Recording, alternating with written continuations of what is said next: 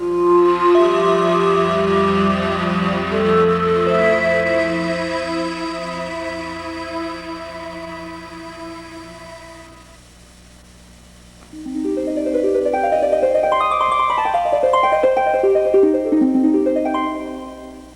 que é o Espiritismo? O Espiritismo é o conjunto de princípios e leis revelados pelos espíritos superiores, contidos nas obras de Allan Kardec, que constituem a codificação espírita.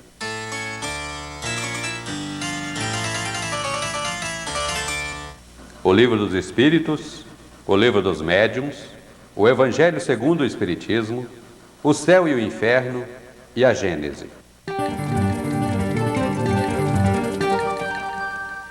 É o Consolador prometido que veio, no devido tempo, recordar e complementar o que Jesus ensinou, restabelecendo todas as coisas no seu verdadeiro sentido, trazendo assim à humanidade as bases reais para sua espiritualização. Revela conceitos novos e mais aprofundados a respeito de Deus, do universo, dos homens, dos espíritos e das leis que regem a vida.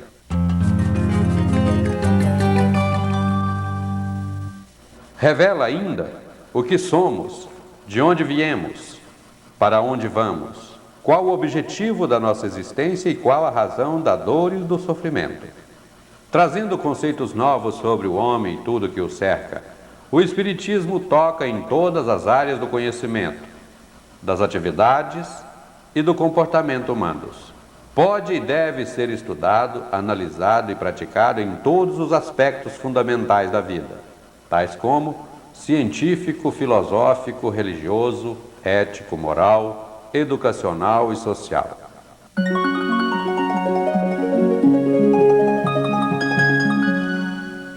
Os ensinamentos fundamentais da doutrina espírita são: primeiro, Deus, que é a inteligência suprema e causa primária de todas as coisas. É eterno, imutável, imaterial, único, onipotente, soberanamente justo e bom. O universo é a criação de Deus. Abrange todos os seres racionais e irracionais, animados e inanimados, materiais e imateriais.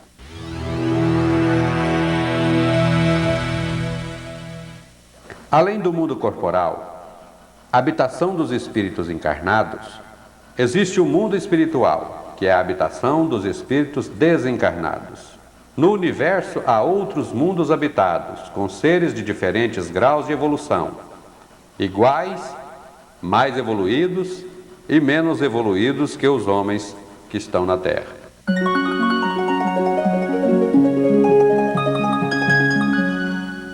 Todas as leis da natureza são leis divinas, pois que Deus é o seu autor.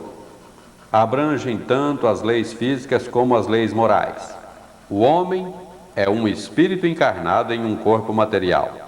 O perispírito é o corpo semimaterial que une o espírito ao corpo material. Os espíritos são seres inteligentes da criação. Constituem o mundo dos espíritos, que pré-existe e sobrevive a tudo. Os espíritos são criados simples e ignorantes. Evoluem intelectual e moralmente, passando de uma ordem inferior para outra mais elevada, até a perfeição, onde gozam de inalterável felicidade.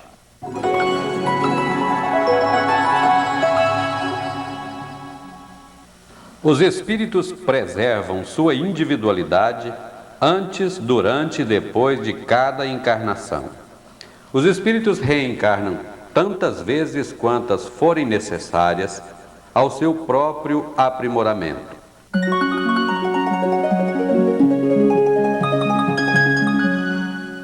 Os espíritos evoluem sempre. Em suas múltiplas existências corpóreas podem estacionar, mas nunca regridem. A rapidez do seu progresso, intelectual e moral, depende dos esforços que faça para chegar à perfeição. Os espíritos pertencem a diferentes ordens, conforme o grau de perfeição a que tenham alcançado. espíritos puros que atingiram a perfeição máxima, bons espíritos, os quais o desejo do bem é o que predomina, espíritos imperfeitos caracterizados pela ignorância, pelo desejo do mal e pelas paixões inferiores. As relações dos espíritos com os homens são constantes e sempre existiram. Os bons espíritos nos atraem para o bem, nos sustentam nas provas da vida e nos ajudam a suportá-las com coragem e resignação. Os imperfeitos nos impelem para o mal.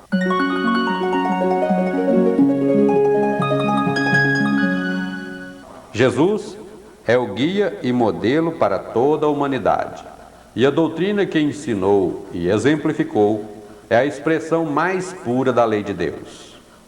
A moral de Jesus, contida no Evangelho, é o roteiro para a evolução segura de todos os homens, e a sua prática é a solução para todos os problemas humanos e o objetivo a ser atingido pela humanidade.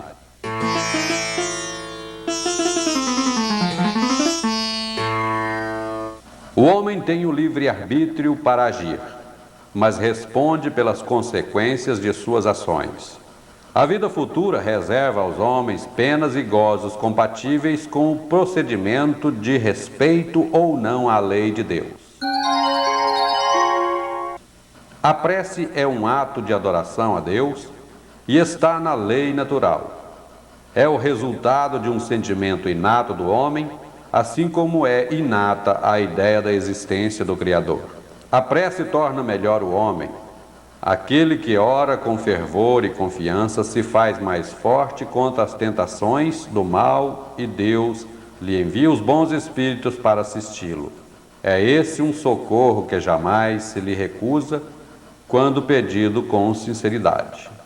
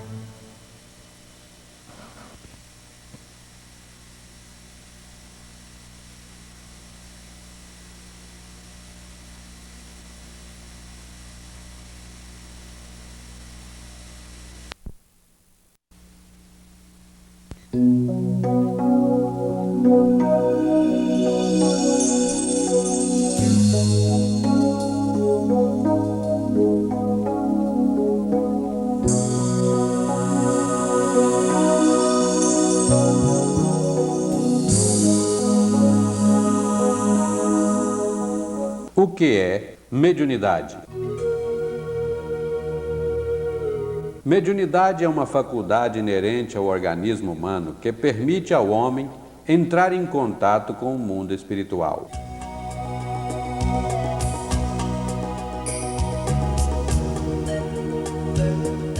Médium é aquele que é portador da faculdade mediúnica. É um intermediário, um meio de comunicação entre a humanidade encarnada e a desencarnada. A palavra médium veio do latim medium, que significa meio ou intermediário.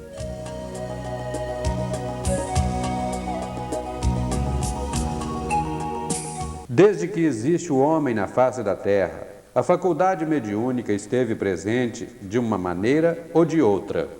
Em todos os povos encontramos relatos de comunicações daqueles que já haviam ultrapassado a barreira do túmulo. Das escrituras sagradas de todos os povos, tais como o Bhagavad Gita, o Livro dos Mortos ou mesmo a Bíblia, não se pode tirar o fenômeno mediúnico sob pena de desmoronar todo o sentido do seu conteúdo. Sócrates, considerado um dos pais da filosofia, recebia seus conhecimentos através da mediunidade junto ao oráculo de Delfos. A parapsicologia, nos tempos de hoje, já admite o fenômeno psiteta, que é o fenômeno provocado por um morto. Teta é a abreviatura da palavra grega thanatos, que quer dizer morte.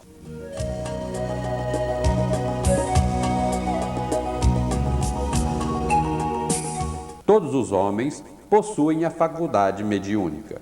Em alguns, ela se manifesta de forma quase imperceptível. Nesse caso, a denominamos de mediunidade própria ou natural. Seu desenvolvimento se deve ao próprio crescimento espiritual do homem. À medida que o homem se esforça em todos os instantes de sua trajetória evolutiva, ele conquista essa sensibilidade que passa a ser um patrimônio intransferível de sua individualidade.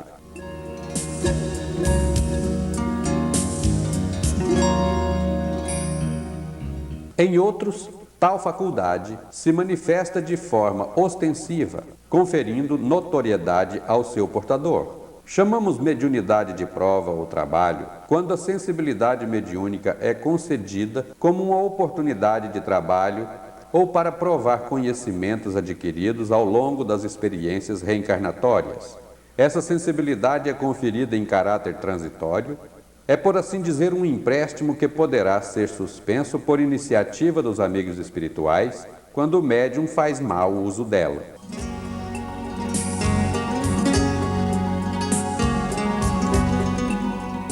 Há ainda a mediunidade de expiação, que é aquela que se manifesta independente da vontade atual do médium e muitas vezes à sua própria revelia. Pelo seu caráter expiatório, apresenta-se acarretando sofrimentos físico-psíquicos que se manifesta às vezes desde tenra infância. Essa sensibilidade mediúnica é imposta ao médium para promover a sua reeducação.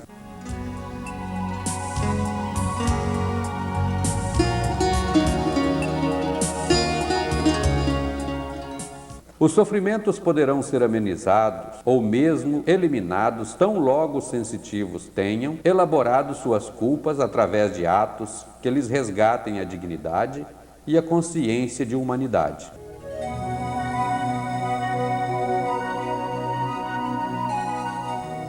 Portanto, na doutrina espírita, a metodologia utilizada para quaisquer destes casos é a educação mediúnica, conseguida através da evangelioterapia, que nada mais é do que aprender a ser um ser humano, tendo como referência de vida o Mestre Jesus de Nazaré.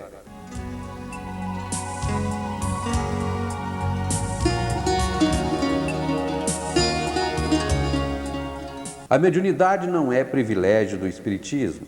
Em todas as religiões, tem-se notícia de médiuns com trabalhos relevantes.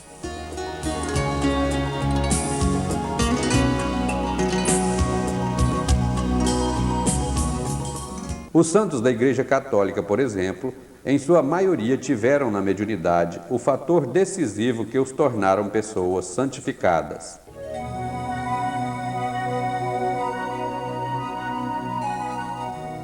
O Espiritismo, por ser uma filosofia científica, ou uma ciência filosófica, como quiserem, mergulhou e mergulha mais profundamente na fenomenologia mediúnica, buscando desvendar os intrincados mecanismos que regem tais fenômenos.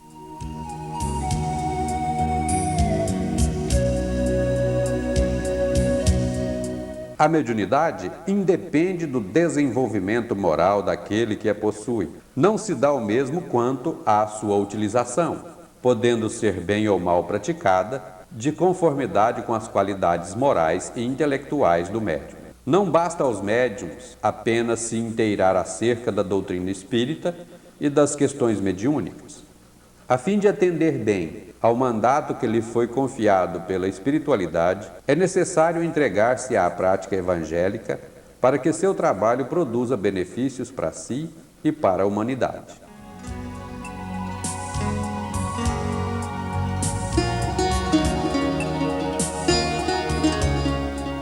Os fenômenos mediúnicos mais comuns são, primeiro, efeitos físicos. Tais fenômenos são objetivos e, por isso, perceptíveis pelos sentidos físicos. Como exemplo, podemos citar a levitação, que é quando pessoas ou objetos são erguidos no ar sem interferência de recursos materiais.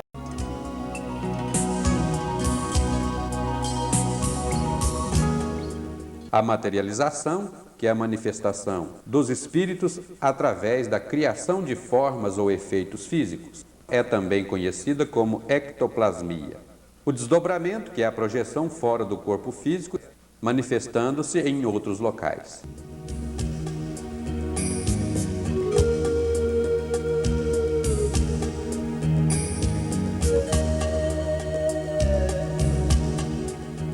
Segundo, os fenômenos sensitivos ou impressionáveis. São fenômenos subjetivos e, por isso, perceptíveis apenas pelo médium. Requer critérios científicos adequados para sua constatação. O bom senso de Allan Kardec, codificador do Espiritismo, sugere a recusa de 10 verdades para não correr o risco de aceitar uma mentira.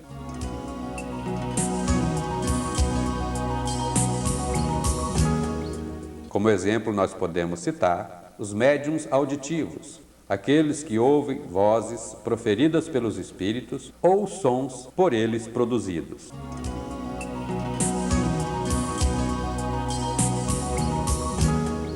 A mediunidade vidência, faculdade pela qual o médium vê o mundo espiritual e entra em contato com os espíritos.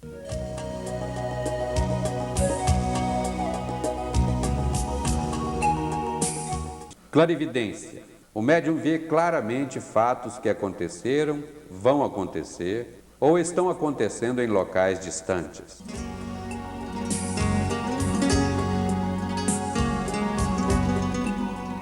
Psicofonia. É o intercâmbio com os espíritos que estimulam e falam através do aparelho fonador do médium.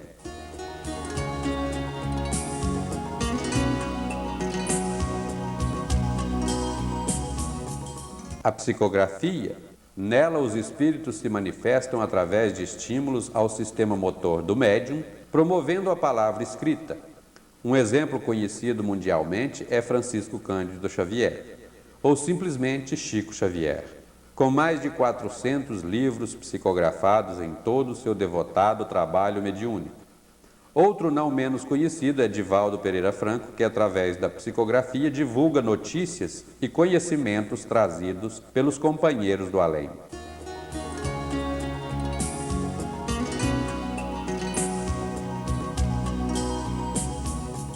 Qualquer que seja o ponto de vista científico, filosófico ou moral, sob o qual se examinem esses fenômenos estranhos, cada um compreende que é toda uma nova ordem de ideias que surgiu, das quais as consequências não podem ser senão uma profunda modificação no estado da humanidade.